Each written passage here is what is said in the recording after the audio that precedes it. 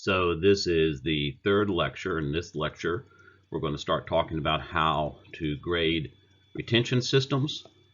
This is, again, the third lecture. There will be a fourth lecture to give you more detail.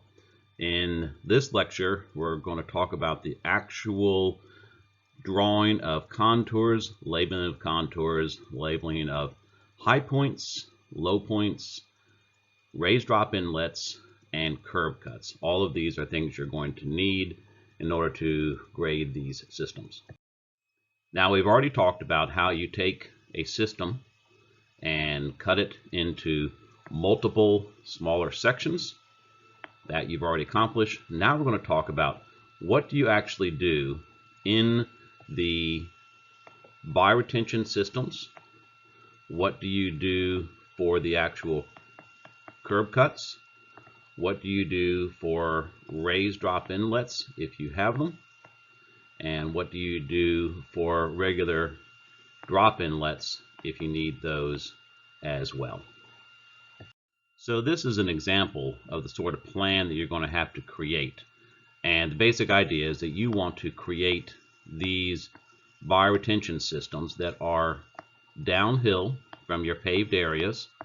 All of your paved areas are going to need some sort of a system to capture the water. On the other side, you're going to have to come down past the drop-off area. And then one of the things that we are going to have to discuss in greater detail later is how we do these bioretention systems that are located next to a hill, because this hill is going to be pushing water into the bioretention systems. So we're going to have to create an intercepting swale there. The plan that I'm showing you does not have that. One of the things that's incorrect about this plan that I want to point out to you. But we're going to go through all of these so you can understand these as you start to grade your plans. So we're going to start with a very simple example of grading a bioretention system. Here we have a plan that shows the existing contours. We know that the slope is going downhill. We don't know the percent slope, but we can assume it's about 2%.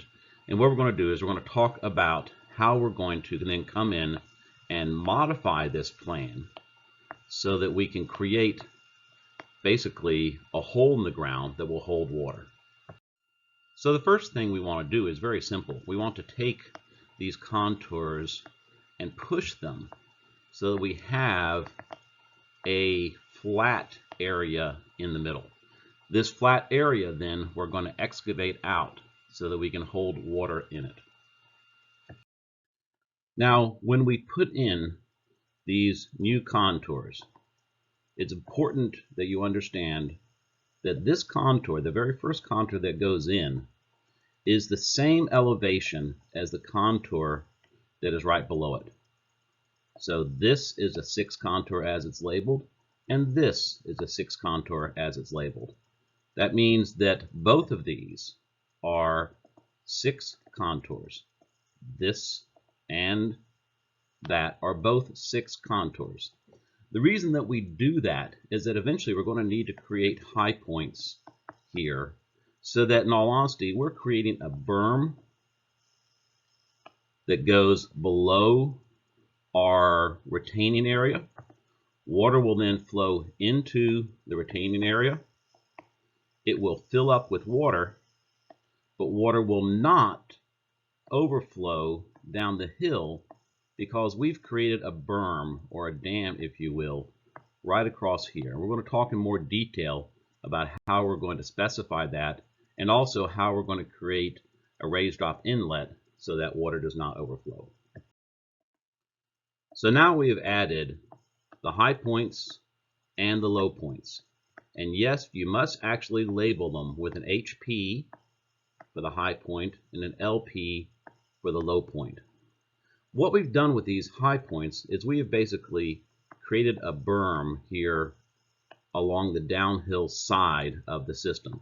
So again, water is going to flow in to the system, and then the low points will determine the bottom of the system. You generally want to have more than one low point, so you spread the water out as much as possible. You'll also notice that the depth that we have for this system, because we've got a 4.5 and a 6.5, is about 2 feet, but we're going to make some adjustments to that in a minute. So the way we control the depth of the water sitting in the retention system is with a raised drop inlet. And you'll notice that this raised drop inlet is half a foot below the high points on the berm. That's important. You have to maintain that half a foot below. And the reason is that when these things are constructed, construction is not always perfectly accurate. And you want to make sure that your raised drop inlet is not just a tad below, but actually half a foot below the berm that you have shown on the downhill side. What will happen then, of course, is that water will run into the system, as it did before. The system will fill up with water, and when it gets to the elevation of the raised drop inlet, then the water will simply flow into the raised drop inlet and not flow downhill over the berm. That's very important, that we not allow the water to overflow the system and erode the bank. We want the system to be used so that the water overflows into the raised drop inlet. Now we've added a parking lot, and that parking lot is just right up against the bioretention system. We basically have water flowing towards the curb. And the thing that students often have difficulty understanding is what happens to these contours that are on the back side of the curb. That is, in this area over here on the back side of the curb. So to start with, let's talk about what happens to the ones as they come out from the parking lot. So this number 5, for example, it's going to come down, it's going to come across. It may well then run on the back of that curb and then over. And I want to emphasize that point, that it can run on the back side of the curb there, because what we're going to do is we're going to lower the landscape areas so that they are actually lower than your parking lot, and that allows water to drain into them. So then if we look at number 6, it's going to run down, along, over, and then run off by itself. This other 6 though, this other 6 that we added, it's going to run along the back side of the curb and connect into itself. So that 6 is running along the back side of the curb and connecting into itself. And this 5 is actually running around, and it's going on the back side of the curb and connecting into itself. So what that means is that in this area where we have the bioretention system right next to the curb, the depth of the bioretention system is further down on the back side of the curb than the asphalt is on the front side of the curb. In fact, in this case, it's about a 2-foot drop. So we'd have about 2 feet of the back of the curb exposed to the bioretention system. So for all intents and purposes, that curb becomes a retaining wall. Likewise, the 7, it might come across, run down, cross over, and it's also going to run up along the back side of the curb and then off. And then the 8 will do the exact same thing. But again, I want to point out to you that the back side of the curb, you can have contours stacked on the back side of the curb just as if it was a retaining wall. This is very important for you to understand before you go forward. One of the things that I often do is I might actually trace these contours in different colors and actually have a little bit of space right behind the curb where I let those contours stack up just so I can see them for right now and I don't forget where they're located. So let's clean this up and go over it again, because it's an important point that we need you to understand. Your 5 contour is just going to run across the parking lot. It's going to then run along the face of the curb, cross over, attach into the 5, and go off just as it did before. The 6 contour, same thing, runs across the parking lot, comes down, crosses over the curb, and attaches into the 6 as needed. Now what's important to know here is that the second 6 contour, and you have to have that second 6 contour, it connects to itself and it runs right along the face of the curb. The 5 contour does the same thing, connects to itself, and on the back face of the curb, it simply connects in as well. So it's important to recognize that we have a 2-foot difference in elevation between the front side of the curb and the back side of the curb. That allows you to sink your landscape areas as much as you need to get them to hold the water that you need.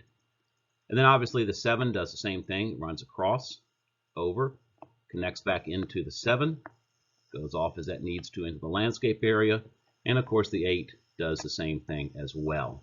This is a slide you should probably come back to a few times to make sure that you understand how we're able to run these contours along the back side of that curb in order to get the depth that you need to hold the water in your landscape area. So now we've added a curb cut here, abbreviation CC. It's not a standard in the profession yet, but it's what we'll be using for this class. We need to talk about where you choose to place your curb cuts. And the placement of curb cuts is actually simpler than it seems at first.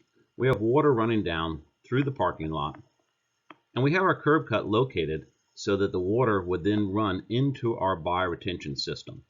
The thing that we have to discuss in terms of curb cut location is how far up or down this curb is the appropriate location for a curb cut. And the reason that becomes an issue is that where we've located our curb cut here, water clearly flows because the elevation of the curb cut, which is absolutely determined from the parking lot, the elevation of the curb cut is clearly above the low points in the retention area. We could actually locate that curb cut further up if we wanted, and water would still flow through the curb cut into the retention area. We could even locate it further up the hill if we chose, and water would still flow into the system. Of course, what would happen is that the area that's flowing into it would be a smaller area than the area that's flowing into it as we locate it further down. What we cannot do is locate the curb cut down below the retention area, because obviously the water is simply going to run in and go down the hill. So that's pretty obvious and easy. But the other issue is we have to be careful how far down in that bioretention area we locate the curb cut. So for example, if we locate it down here on the berm, the elevation of the curb cut, as I said a minute ago, is determined by the parking lot. So whatever this elevation is running this direction, let's say that's a 5.5, then we'd have a problem because we could not get the water to run back into the system because our high point is at 6.5 and the elevation out here is higher than that. So again, you have to go and make sure that your curb cut is located in a place that the water will run into your bioretention system. It will not run downhill past it and does not run into the berm. So again, let's go back and clean this up. Here's the curb cut. The curb cut elevation is absolutely determined by the existing parking lot elevation. We locate that curb cut so that the water clearly flows into the system and not downhill. Also note that there would be a drop in elevation right behind the curb cut where water could easily be dropping down. So for example, we have a curb cut here that is just shy of 6 feet, and our elevation in the bottom of this is down a few feet. And so we may want to add some sort of hardening, some sort of concrete or gravel at the back side of that curb cut to make sure that we're not causing additional erosion. But what's important right now is that you understand where to locate that curb cut. And the range that you have available is basically from the bottom side of the bioretention system up to the next area that you may want to divide. Now once we have that curb cut in and we've got our bioretention graded, We also need to include the idea of a raised drop inlet. And remember, the idea of the raised drop inlet is it has to be below the elevation of the berm, because we want water to go into the raised drop inlet and not flow over the berm. So in this case, our raised drop inlet is at 5.8 and our berm is at 6.5. I also want you to note the location of the raised drop inlet, because that becomes an important issue. We want the raised drop inlet to be right after the curb cut. And the reason that we want that is that as the water flows into this bioretention system, it's going to start to fill up the bioretention system. Once that bioretention system is full, the water is going to take the path of least resistance. It's going to be coming down along this curb.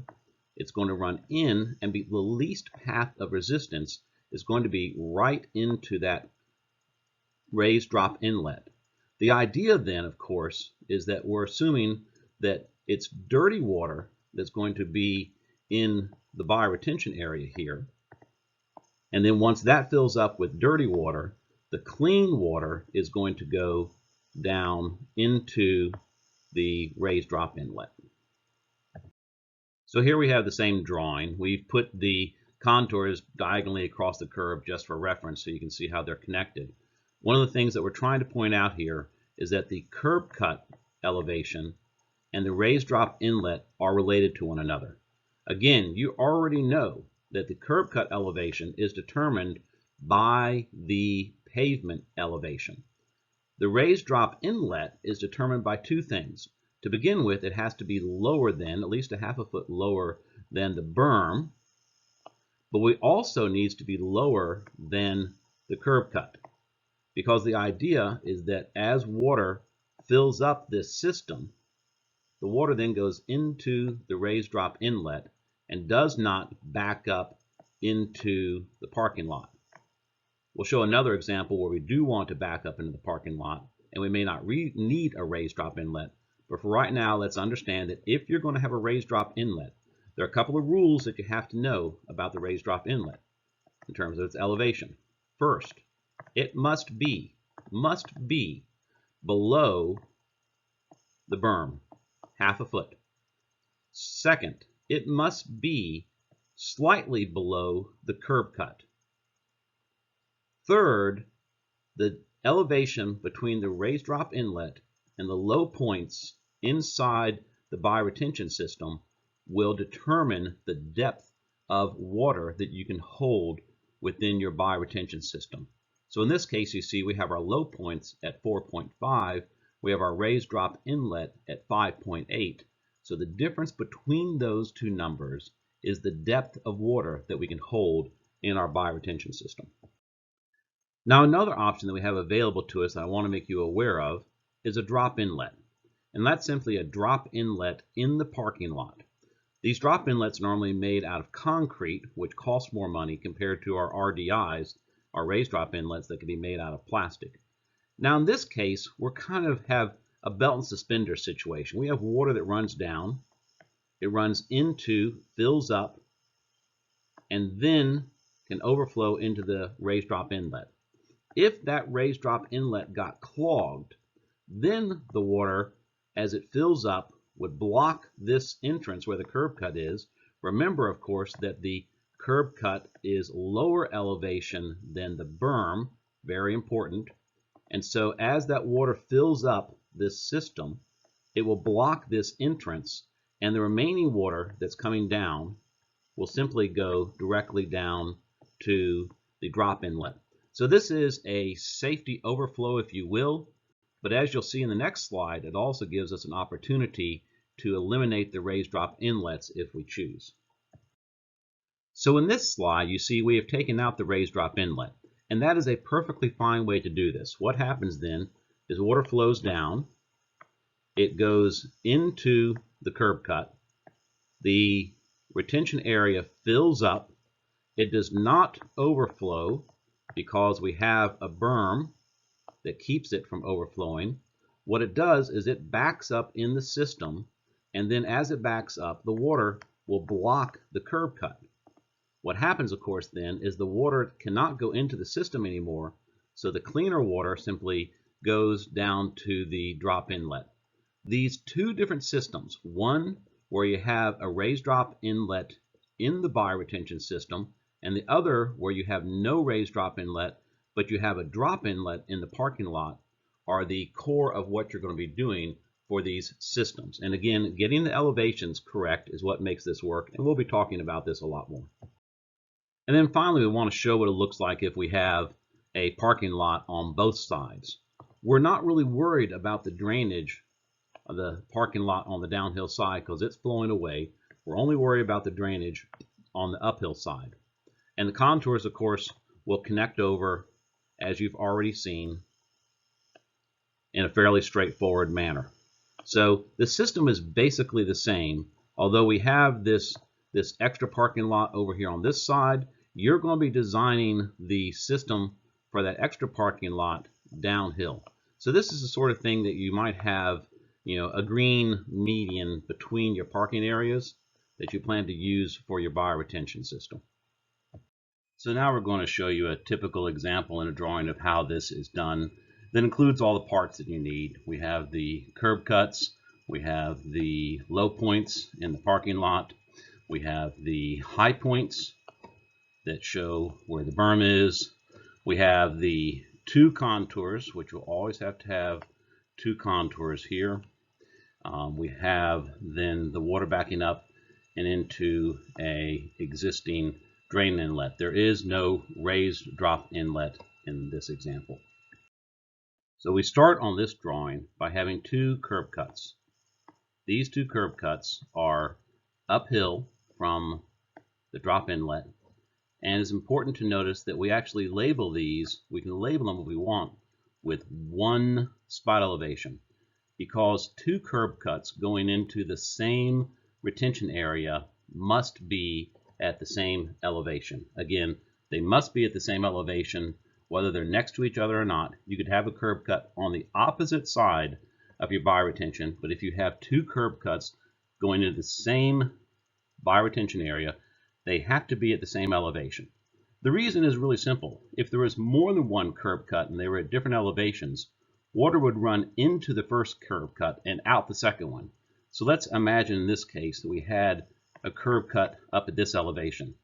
You already know that the elevation for that curb cut will be determined by the elevation of the parking. And so what would happen is water could flow into this curb one, and then it could be pushed out this one, or it could be pushed out this one. That defeats the entire purpose of trying to hold the water in the retention system. We want to hold the first flush, the dirtiest water, in the retention system and not allow it to flow out. So water coming across this parking lot runs along this curb and then flows into the system right down this way and into the system as well. Even this direction, because then you can see that the slope is towards the curb cut. So all of this area is going to be draining into this bioretention system right here. And as all this water flows in, this system is going to start to fill up. It will continue to flow in, and the system will fill up a little bit more. And so eventually, the entire system is filled up, and this is what we have available for our bioretention area. Of course, we have our berm on our backside that keeps water from overflowing downhill beyond the capacity of the bioretention area. And then, of course, because we have this berm on the backside, this water backs up, and eventually it backs up to the curb cuts, and it blocks the curb cuts so that no additional water can flow into the system. So any additional water that's flowing across this parking lot, it has no choice but to flow to the corner and then into the drop inlet, because it's not allowed to flow into the bioretention area. So now we have a closed contour that basically represents the extent of the bioretention area. And I want you to note this closed contour is running along the back of this curve. So it could be much steeper at the back of that curb much deeper than it would be on the front side of that curb. The berm, of course, is created between the two 1107 contours. That is the 1107 of the existing design and the 1107 for the bioretention system.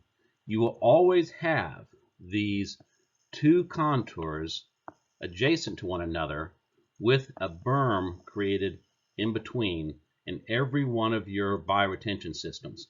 It may not always be apparent, especially if you have walls, but this will always be true because you're creating a berm that keeps the water from overflowing the system. Students often get confused about how to do these contours. So what I suggest is you start by putting the contour that is behind the curb and looping around. And then you might be wondering, well, what is the elevation in case you've just drawn the contour?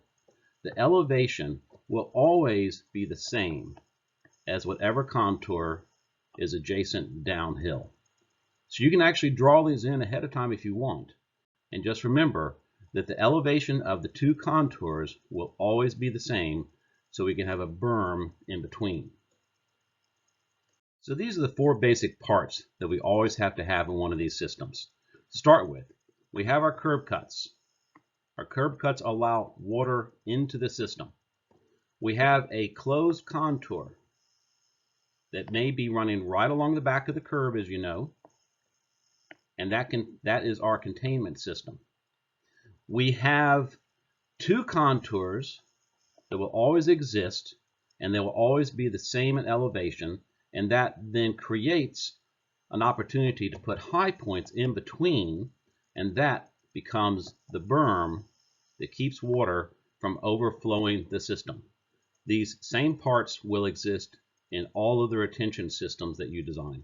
So now that we've explained the basic parts that you have, we need to talk about the spot elevations that are required. And there are quite a few of them that you're going to need for each of these. First off, of course, you're going to need the curb cut. Those curb cut elevations come from the existing parking lot elevations at the point that you have the curb cuts. You're going to have the bottom points for the bioretention systems. You're going to have the high points for the berms.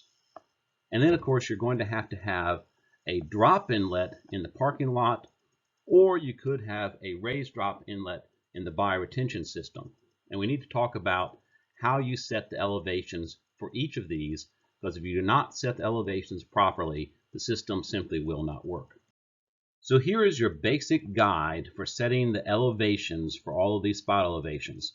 You're going to need to come back and look at this quite a few times. It would actually be worth your while to pause the video at this point, take a screenshot of this slide for your reference later on.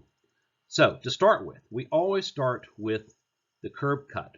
You know that that is set by the elevation of the parking lot. That is a known elevation from the very beginning. You can then, if you wish, of course, set your drop inlet. That is also going to be known from the elevation in the parking lot. I would then advise that you set your low points. Those low points need to be at least half a foot to 1 foot below the curb cut.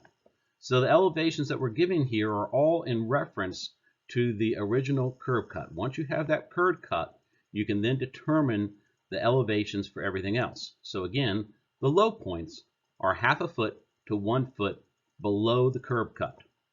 The high points need to be at least half a foot above the curb cut.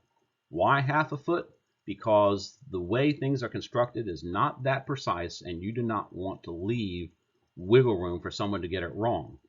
So the basic idea here, again, you always start with the curb cut. You then can set your drop inlet. You can then set your low points, and then you can set your high points. Now, when you set your high points, you may have to change some contours. So, for example, if this 107 contour doesn't exist here, or this one doesn't exist, you may have to add those. But these are the elevations that you will need for all of the spot elevations to make your bioretention system function properly. So in this drawing, you can see all the pieces that are needed. Again, we have our curb cut, we have our drop inlet, we have our low points, we have the contours, 2 of them, in a pair, always. We have the high points that create the berm, and these are all the pieces that you need. So now we need to talk in a little more detail about controlling the flow by setting the elevations within the system. What we've shown you so far is pretty simple and straightforward, but sometimes things get a little more complicated, and we want to show you the details of how this actually flows. So here we have a typical curb cut that you might find in a parking lot. It's sort of thing where water is running down, and it is then diverted into the system. And as this system, of course, fills up, water can then not get in, and it flows further down. There are a couple of standard parts that you'll see in this system, and that includes the cut itself that allows water to go in, the fact that there is some sort of a taper here on the sides, and it's important to have some sort of a splash block on the inside. It doesn't have to be made out of concrete, but it has to be something to try to reduce the erosive flow of water as it enters the bioretention area. And so here we have the same detail in section. Again, water is flowing in, and you'll notice that the splash block is down a little bit. It needs to be down because sediment and such is going to build up there, and that's one of the reasons that we have a little bit of stone back here to also help protect and control the amount of sediment. That splash block can actually put down further if you wish, but you need something there to control the erosive flows, and then of course as that fills up, water is simply going to spill out over and infiltrate into the bioretention system. So here we have the same sort of thing. The water is flowing towards the curb, it goes through the hole in the curb, it comes down and it hits hard. Notice this is a pretty big distance here. That could be a foot or 2 if you wish. As long as you've got this splash block at the bottom to protect the system, it's going to work just fine. So again, just a fairly simple system where water flows in, comes down, moves into the bioretention area, and of course it's going to slowly fill this area up. And even though we have the splash block down here, it could fill up much further if you wish. You can have that water fill up almost as far as you want. The difficulty is in what is a safe depth to have for that water. We're going to advise that you keep it at 1 foot or less for this assignment. And the next element to talk about is this raised drop inlet. You will have one of these in most of your systems, and we need to talk about the elevation for that raised drop inlet and the placement for that raised drop inlet. To begin with, in terms of elevation, we want it to be very close to the curb cut where water enters into the system. We do not want that raised drop inlet down at the other end of the bioretention system. We want it up at the top of the bioretention system. The reason we want it at the top of the bioretention system is we want water to come down, hit the edge of the raised drop inlet. It's simply then going to go around the drop inlet. At that point, it's going to start to fill up with water. But because it is at the top of the bioretention system, any other water that comes in will go into the raised drop inlet, and so the polluted water that's down here is not resuspended into the raised drop inlet. It's only the clean water that comes in later in the system that goes down into the raised drop inlet. So here we have 3 typical designs, and these are designs you might use in your project. So we've got water running across the parking lot, drops down and hits the splash block, and then the system starts to fill up. And the second one, of course, is running across the parking lot, comes down, hits the splash block. This allows greater volume because you'll notice that we made this one deeper by changing the slope after the splash block. And of course here we have one that has a wheel stop Bit of debate about how well these work, to be truthful, but the basic idea is still the same. Water goes, and there's no need for any sort of a curb cut here because it's simply a small retaining wall that allows the water to go down into the bioretention system, and then the whole thing again starts to fill up with water just like the other systems. So when we add the raised drop inlets in, the system still basically works the same. Water goes into this system. The system starts to fill up, and once the system is full, the cleaner water that's coming later goes directly to the raised drop inlet and is discharged. Same sort of thing with the second one. Water comes in, it flows down, it goes past the raised drop inlet, it fills up. The cleaner water that's coming later goes directly into the raised drop inlet, and on the last one, the same sort of thing. Water flows in, the system fills up. The cleaner water that's coming later goes directly into the raised drop inlet. So you've got a couple of things that happen with these raised drop inlets. By changing the elevation of the raised drop inlet, you can control a couple of things. First off, you can control the volume of water that is held. And so each of these has a different volume of water. You can obviously control the depth of water in the same way on all three of these systems. So these are three simple, straightforward designs, but you need to be aware that the challenge comes by what happens at the other side, that is, down at the other side of the retention systems. That's where a lot of people have difficulty because they're only focusing on the curb cuts and the raised drop inlets, and they're not focusing on what happens at the other side of a bioretention area, whether it is a berm or more challenging if it is a curb for the other part of the parking lot. So here we have three examples that have all caused a problem or a challenge for us, if you will. On the top one, the level of the water, and again the level of the water is determined by the level of the raised drop inlet. The level of the water is too close to the top of the curb here. So unless this is built very exactly, water will overflow. In the second example, the water is already above the curb. So the water is going to flow over the curb into the next parking lot before it flows into the bioretention system. And in the third example, this is even more extreme. The water level that is set by the raised drop inlet is much higher than the adjacent parking area. So the whole system is going to overflow into that adjacent parking area, and it simply will not work. So we're going to address these one at a time. In the first one, we have the water level that is too close to the top of the curb, and so water is going to flow over. To solve that, we need to change the elevation of this drop inlet so that it is not as close to the existing curb level. So all we had to do was lower the raised drop inlet so that it was 6 inches below the curb that is downhill, and that then holds the water level where we can control the flow in and out of this system. And in the second one, the solution is the same.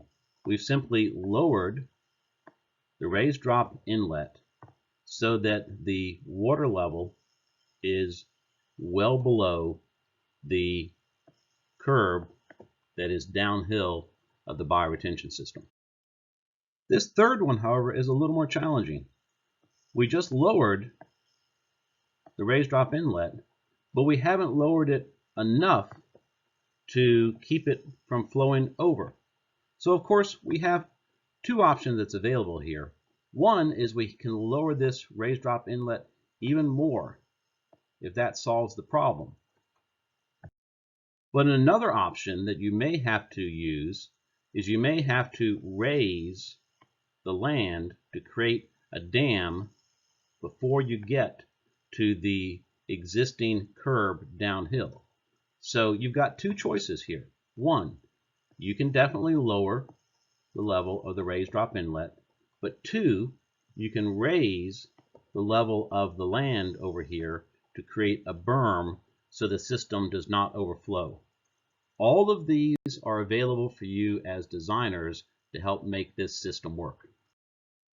What this means, of course, is that you have to have a lot of spot elevations to make this function. You need the spot elevation for your curb cut.